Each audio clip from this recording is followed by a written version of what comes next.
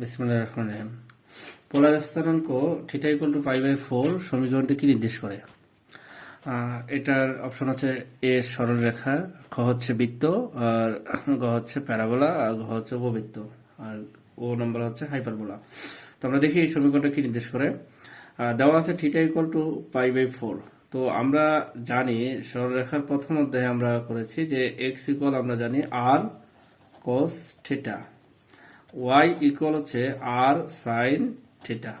তো আমরা এটা জানি যে এটা দ্বারা এটাকে যদি আমরা ডিভাইড করি তাহলে আসবে আমাদের tan থিটা ইকুয়াল হচ্ছে y/x, অর্থাৎ থিটা ইকুয়াল আসতেছে tan ইনভার্স y/x।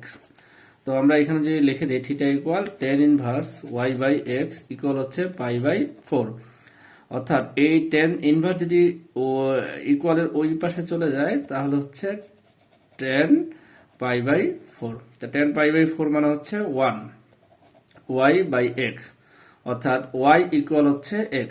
এটা আমাদের হচ্ছে এটি সরলরেখার সমীকরণ, এবং সরলরেখার স্পেসিফিক সমীকরণটা হচ্ছে মূল বিন্দুগামী সরলরেখার সমীকরণ। তাহলে আমাদের অপশন হচ্ছে ক, সরলরেখার সমীকরণ।